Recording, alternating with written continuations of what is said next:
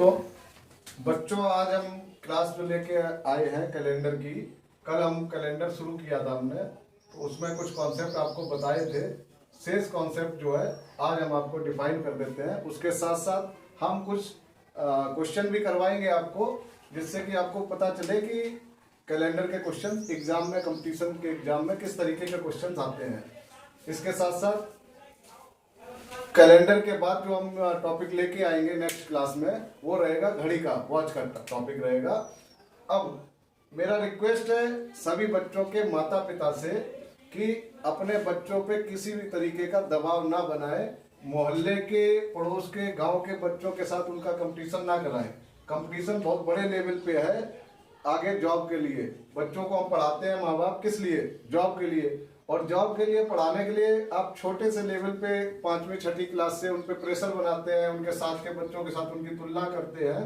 तो हर बच्चे का दिमाग या हर बच्चे के पढ़ने का तरीका एक जैसा नहीं होता है। आप उन पे प्रेशर ना बनाएं। मेरा ये विनम्र निवेदन है सभी बच्चों के माता पिता से।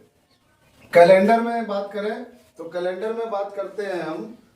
आज जो हम आपको बताने वाले हैं कॉन्सेप्ट, वो बताने वाले हैं कि जो हमारा रहता है एक सामान्य वर्ष जो रहता है, सामान्य वर्ष, एक सामान्य वर्ष जो रहता है, इसमें कितने दिन होते हैं सभी को पता होगा।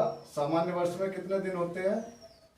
सामान्य वर्ष में दिन होते हैं 365, ठीक है। और जो अधिवर्ष रहता है, अधिवर्ष में दिन होते हैं 366। सामान्य वर्ष मतलब नॉर्मल ईयर, इसमें दिन होते हैं 365। अधिवर्ष मतलब लीप ईयर, लीप ईयर में दिन होते हैं 366।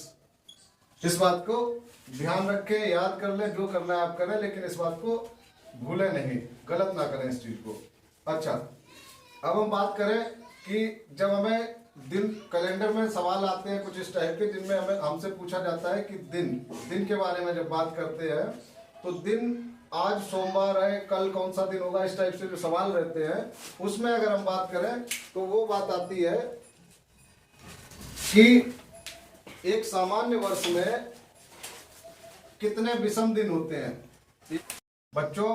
तो एक सामान्य वर्ष में दिन कितने होते हैं? 365। अधिवर्ष में दिन होते हैं 366। तो सवाल हमसे पूछ दिया जाता है कि एक सामान्य वर्ष में कितने विषम दिन हैं। तो विषम दिन निकालने का तरीका जो हमारा, विषम दिन निकालने के लिए मैंने आपको बताया था 7 डेज कॉन्सेप्ट, 7 दिन वाला जो कॉन्सेप्ट बताया था। तो कोई भी कितने भी दिनों का अगर हमें विषम दिन निकालना है, जैसे यहाँ पे 365 दिन, क्योंकि एक सामान्य वर्ष में कितने दिन होते हैं? 365। अब इसका अगर हमें विषम दिन निकालना है तो हम क्या करेंगे? 7 से इसमें भाग दे देंगे, 7 से डिवाइड कर देंगे। डिवाइड करने पे क्या रहता है, जब डिवाइड करेंगे तो ये जाएगा 7 5 35 और 7 5 कितना होगा? 35, 1 15 हो गया, 7 2 14। तो 52 सप्ताह आ गया आपका, ठीक है। 52 वीक्स आ गया यहाँ पे। और 52 वीक्स के बाद यहाँ पे जो रिमाइंडर, जो शेषफल बचता है, वो कितना है? एक दिन, मतलब 1 डे, ठीक है। तो विषम दिन कौन सा रहेगा? जो पूरा पूरा कट गया था वो तो हो गया हमारा नॉर्मल, इवन हो गया। और जो शेष फल रहा हमारा, वो हमारा ऑड हो गया। ऑड मतलब विषम दिन हो गया, ऑड डे हो गया वो। अब क्या है, जब एक सामान्य वर्ष में विषम दिन होते हैं एक, तो एक अधिवर्ष में विषम दिन कितने होंगे? इससे एक ज्यादा है ना, तो ये भी एक ज्यादा हो जाएगा। यानी कि एक अधिवर्ष में, एक लीप ईयर में 2 विषम दिन होंगे, 2 ऑड डे होंगे। अच्छा, अगर आप ऐसे निकालना चाहो तो ऐसे भी कर सकते हो। 366 दिन होते हैं एक लीप ईयर में, तो इसको 7 से डिवाइड कर दो। आप जब इसको डिवाइड करके सॉल्व करोगे तो यहाँ पे 2 दिन आ जाएगा, ठीक है। इसी तरीके से अगर हम बात करें सेंचुरी की, शताब्दी की, तो 100 वर्षों में कितने विषम दिन होंगे? 100 वर्षों में कितने विषम दिन होंगे? अभी क्या होता है, कंपटीशन में हमें जल्दी जल्दी करना होता है, क्योंकि वहां पे हमारे पास टाइम बहुत कम होता है। तो आप 100 वर्षों में कितने दिन होते हैं विषम दिन? आप याद कर लीजिए, 100 वर्षों में 5 विषम दिन होते हैं। आपको निकालना हो, अगर आपको भरोसा नहीं है कि 5 होंगे, तो आप निकाल भी सकते हो। कैसे निकालना है? आपको 1 से लेके 1 में 1 विषम दिन आया, आपको 100 तक जाके सारे उसमें जो लीप ईयर रहेंगे, जितने भी सामान्य नॉर्मल ईयर रहेंगे, सारे के विषम दिन आपको जोड़ने होंगे। लास्ट में जो आपका 7 से डिवाइड करने के बाद जो आएगा वो रिमाइंडर, जो शेषफल आएगा वो 5 ही आएगा। तो इतना सारा इतना लंबा कैलकुलेशन करने से अच्छा है कि आप सीधा सीधा इसको ध्यान रखें कि 100 वर्षों में 5 विषम दिन होते हैं। और इसी तरीके से अगर 200 वर्षों की बात की जाती है, 200 वर्षों की बात की जाती है, तो 200 वर्षों में जो दिन होते हैं ऑड डे जो होते हैं वो आपके 3 होते हैं। ठीक है, ऐसे 300 वर्षों की बात करें, 300 ईयर की बात करें, तो 300 वर्षों में जो आपके दिन होते हैं ऑड दिन, विषम दिन जो होते हैं वो 1 होता है। और 400 वर्षों की बात करें, 400 वर्षों की अगर हम बात करते हैं तो इसमें जो ऑड डे होता है वो 0 होता है। मतलब कि 400 वर्षों में कोई भी विषम दिन नहीं होता है जब 400 वर्ष की बात होती है। ठीक है, अब हम इस पे कुछ सवाल लेके आपको कैलेंडर पे कुछ सवाल लेके आए हैं, वो सवाल एक एक करके हम आपको बताते हैं। समझिए कैलेंडर का ये पहला सवाल मैं आपके सामने लेके आया हूं और मैं आपको कई सारे सवाल कैलेंडर पे लगवाऊंगा, इतनी प्रैक्टिस करवा दूंगा कि आपको कैलेंडर दोबारा से पढ़ने की जरूरत नहीं होगी। आप किसी भी कंपटीशन में बिना पढ़े भी जाएंगे, लेकिन यहाँ पे ये क्लास लेना जरूरी है। जब ये क्लास आप ले लेंगे उसके बाद आप किसी भी कंपटीशन का एग्जाम देने जाएंगे, कैलेंडर का सवाल आपसे गलत नहीं होगा। बस ध्यान देने की थोड़ी जरूरत है, तो ध्यान जरूर दीजिए सवालों पे। प्रैक्टिस सेट भी हम आपके लिए लेकर आए हैं, कैलेंडर की दूसरी क्लास। एक क्लास मैं ले चुका हूँ, ये दूसरी क्लास है।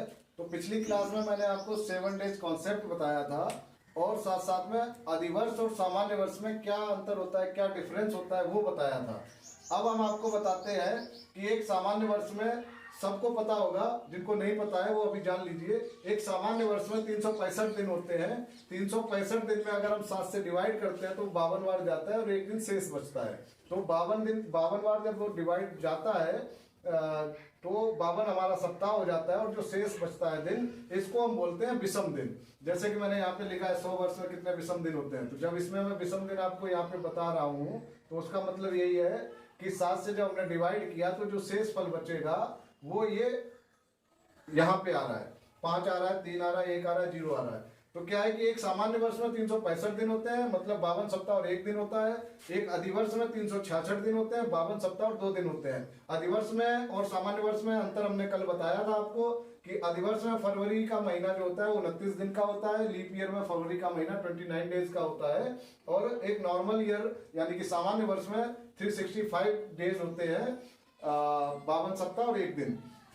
ठीक है, अब इसी तरह आप समझिए कि ये आपको थोड़ा याद रखने की या ध्यान रखने की बातें हैं। इनको आप जो है स्क्रीनशॉट ले लीजिए, नोट कर लीजिए, जो भी आपको सुविधा हो आप वैसे कीजिए, लेकिन इनको ध्यान रखना बहुत जरूरी है। 100 वर्ष में विषम दिन कितने होते हैं, ऐसे डायरेक्ट सवाल भी आ जाते हैं। आपसे पूछ लेता है कि 100 वर्ष में कितने विषम दिन होते हैं, 200 वर्ष में कितने विषम दिन होते हैं। सारे नहीं आएंगे, मतलब इसमें से कोई भी एक सवाल आ सकता है। तो आप इसको ध्यान रखिए कि 100 वर्ष में 5 विषम दिन होते हैं, 200 वर्ष में 3 विषम दिन होते हैं और 300 वर्ष में 1 विषम दिन होता है। 400 वर्ष में कोई विषम दिन नहीं होता है। ठीक है, अच्छा, इसके साथ साथ एक कॉन्सेप्ट और भी है कि किसी भी सामान्य वर्ष का यानी कि नॉर्मल ईयर का जो पहला दिन होता है, यानी कि 1 जनवरी अगर हम लेके चले, 1 जनवरी 2006 का दिन, 1 जनवरी 2006, अगर 1 जनवरी 2006 को मंगलवार है, 1 जनवरी 2006 को कौन सा दिन है, मंगलवार है, तो 31 दिसंबर, आप कैलेंडर में चेक कर लेना, मोबाइल से, मोबाइल में कैलेंडर दिया होता है उसमें चेक करना, 31 दिसंबर 2006 को भी मंगलवार होगा। मतलब कहने का क्या है कि सामान्य वर्ष का पहला दिन जो होता है वही अंतिम दिन भी होगा। ठीक है, अधिवर्ष में क्या होता है, अधिवर्ष की जब बात करें तो उसमें क्या रहेगा कि सामान्य वर्ष में सेम आता है, अधिवर्ष में एक आगे का होता है। अगर अधिवर्ष की बात करें तो 1 जनवरी 2008 की अगर हम बात करें, मंगलवार है, बुधवार, आप जो भी समझे, 1 जनवरी 2008 को मंगलवार है तो 31 दिसंबर 2008 को मंगलवार ना होके बुधवार होगा। ठीक है, ये तो हो गया कॉन्सेप्ट जो कल आपको बता नहीं पाया था मैं, यानी कि टाइम कम था हमारे पास, और आज मैंने आपको ये कॉन्सेप्ट भी बता दिया। अब हम आते हैं सवालों पे, कुछ प्रैक्टिस करते हैं। आज मैं आपको 1 या 2 सवाल लगवाऊंगा यहाँ पर। उसके बाद नेक्स्ट क्लास जब हमारी आएगी तो नेक्स्ट क्लास में प्रैक्टिस सेट के जो आए हुए परीक्षाओं में, आगामी पिछली परीक्षाओं में जो सवाल आ चुके हैं वो सवाल मैं आपको यहाँ पे प्रैक्टिस करवाऊंगा। बच्चों, जो सवाल लेके आया हूँ आप देखिए, 2 सवाल मैं आपको लगवाऊंगा यहाँ पे, और इसी तरीके के सवाल आते हैं। इससे जो और भी आगे मतलब जो सवाल लगवाऊंगा उस टाइप के भी सवाल आते हैं, तो आप ध्यान से समझिए। ये वाली क्लास और आने वाली क्लास बहुत इंपॉर्टेंट होने वाली है आप सभी के लिए। ध्यान से समझना इस सवाल को। क्या बोल रहा है, पहला सवाल कह रहा है कि महीने का, सवाल इस तरीके से नहीं लिखा होगा जैसे मैंने लिखा है, उसमें पूरा लिखा होगा कि किसी महीने का 10वां दिन शनिवार है तो उस महीने का 27वां दिन क्या होगा। ठीक है, मैंने लिख दिया है महीने का 10वां दिन शनिवार था तो महीने का 27वां दिन क्या होगा। इसको निकालने के लिए क्या करेंगे हम, 10वां दिन उसने बताया कि शनिवार है, 10वां दिन क्या है, शनिवार है, हमें पता है ये बात क्योंकि सवाल में दी हुई है। लेकिन उसने पूछा 27वां दिन, 27वां दिन उसने पूछा है, 27वां दिन हमें बताना है उस। तो अभी क्या करते हैं, 27 से 10 घटा देते हैं, यहाँ पे माइनस कर लेते हैं, कितने दिन हमारे पास बचते हैं, 17 दिन। हमें जानना क्या है, 27वां दिन जानना है, 10वां दिन हमें पता है, तो 17 दिन जो बीच में इसके आते हैं, 10 और 27 के बीच में जो 17 दिन आते हैं, इसको अगर हम सॉल्व कर लें तो हमारी मिस्ट्री सॉल्व हो जाएगी, यानी कि सवाल सॉल्व हो जाएगा। तो 17 को अगर हम 7 से डिवाइड करें, जैसे मैंने आपको पिछली क्लास में 7 डेज कॉन्सेप्ट बताया था, ठीक है, 7 डेज कॉन्सेप्ट बताया था कि दिन निकालने के लिए, तो यहाँ पे दिन ही हमसे पूछा जा रहा है, तो यहाँ पे 7 डेज कॉन्सेप्ट का इस्तेमाल करेंगे हम, और यहाँ पे 7 से 17 में जब भाग देंगे तो हमारे पास जो शेषफल इसमें आएगा भाग देने से, जब हम डिवाइड करेंगे 17 को, तो शेष जो हमारा रिमाइंडर आएगा वो क्या आएगा, 3। और 3 जो रिमाइंडर आया है शनिवार में, यानी कि जो 10वां दिन था उसमें अगर हम इसको जोड़ देते हैं, शनिवार प्लस 3 कर देते हैं, शनिवार प्लस 3, तो आप जोड़ के देखिए मंगलवार आएगा। या इसका जो कल मैंने आपको एक कॉन्सेप्ट बताया था उस तरीके से भी कर सकते हैं। 7 डेज कॉन्सेप्ट जो था उसमें बताया था कि शनिवार को हम 6 से डिनोट करते हैं, और 6 में अगर प्लस 3 करेंगे, जो यहाँ पे रिमाइंडर आया, तो ये हो जाएगा टोटल 9, और 9 को फिर से 7 से डिवाइड करेंगे तो जो शेषफल आएगा वो आएगा 2, यानी कि रिमाइंडर हमारा आ गया 2, और 2 हम जो डिनोट करते हैं वो करते हैं मंगलवार को। ठीक है, तो जिसने मेरी पिछली क्लास नहीं ली है हमारी, वो उस क्लास को जरूर देख लें, उसमें आपको ये 7 डेज कॉन्सेप्ट बहुत अच्छे से बताया है, आपको समझ आ जाएगा। ये तो हो गया हमारा एक सवाल। पहला सवाल हो गया कि महीने का 10वां दिन शनिवार था तो महीने का 27वां दिन क्या होगा, तो 10वां दिन शनिवार था, 27वां दिन आपका मंगलवार होगा। आते हैं हम नेक्स्ट क्वेश्चन पे, अगले सवाल पे। अगला सवाल हमारा कह रहा है कि जो हमारा 1 जनवरी 2006 को रविवार था, 1 जनवरी 2006 को क्या था, रविवार था, तो 1 जनवरी 2007 का वो पूछ रहा है कि कौन सा दिन होगा। 1 जनवरी 2006 बताया उसने कि रविवार था, संडे था। 1 जनवरी 2006 को क्या था, संडे था। तो पूछ रहा है कि 1 जनवरी 2007 को कौन सा दिन होगा, ये उसका सवाल में उसने पूछा है हमसे, तो हमें उसको जवाब भी देना है। मैंने आपको अभी बताया कि किसी भी नॉर्मल ईयर का जो रहता है सेम डे रहता है, फर्स्ट डे उसका, फर्स्ट डे, और लास्ट डे जो होता है, लास्ट डे वो क्या होता है, लास्ट डे भी सेम रहता है। जो फर्स्ट डे होगा वही लास्ट डे होगा, सेम। ये दोनों डे क्या होंगे, सेम। इस बात को ध्यान समझिए। ये मैंने अभी आपको अभी इसका कॉन्सेप्ट बताया था कि जब हमारा लीप ईयर नहीं होता है, नॉर्मल ईयर होता है, तो उसमें क्या होता है, फर्स्ट डे और लास्ट डे सेम होता है। अब ये 1 जनवरी 2006 की बात कर रहा है। अभी हमें चेक ये करना है कि ये हमारा लीप ईयर है या नॉर्मल ईयर है। तो लीप ईयर या नॉर्मल ईयर कैसे चेक करते हैं, वो कॉन्सेप्ट मैंने आपको कल की क्लास में बताया था। आप जिसने क्लास कल की नहीं देखी है वो जाके वहां से पहले कॉन्सेप्ट समझे, उसके बाद इस क्लास को देखे, जब भी उसको समझ आएगा। तो उसमें क्या किया, हम 4 से डिवाइड करते हैं। जब 4 से डिवाइड करते हैं तो अगर हमारे पास रिमाइंडर आता है तो उसका मतलब होता है कि नॉर्मल ईयर है। रिमाइंडर नहीं आता है तो उसका मतलब है कि वो लीप ईयर है। तो 4 से हम 2006 को डिवाइड करेंगे, ठीक है। तो इसमें देखिए आप, रिमाइंडर आता है 2 दिन, इसमें रिमाइंडर क्या आता है, 2 दिन, यानी कि हमारा नॉर्मल ईयर है। तो नॉर्मल ईयर में जब 1 जनवरी को, नॉर्मल ईयर है तो 1 जनवरी को इसने बताया है 2006 को कि रविवार है। 1 जनवरी को रविवार है, तो इसका मतलब ये हुआ कि 31 दिसंबर यानी कि 31 दिसंबर 2006 को भी क्या होगा, रविवार होगा। क्या होगा, रविवार होगा। ये कॉन्सेप्ट अभी बताया था मैंने आपको। तो आप पीछे क्लास को बैक करके, अगर आपको कोई कंफ्यूजन है तो बैक करके क्लास को चला लीजिए, उसमें आप दोबारा से कॉन्सेप्ट समझ लीजिए। क्या होगा?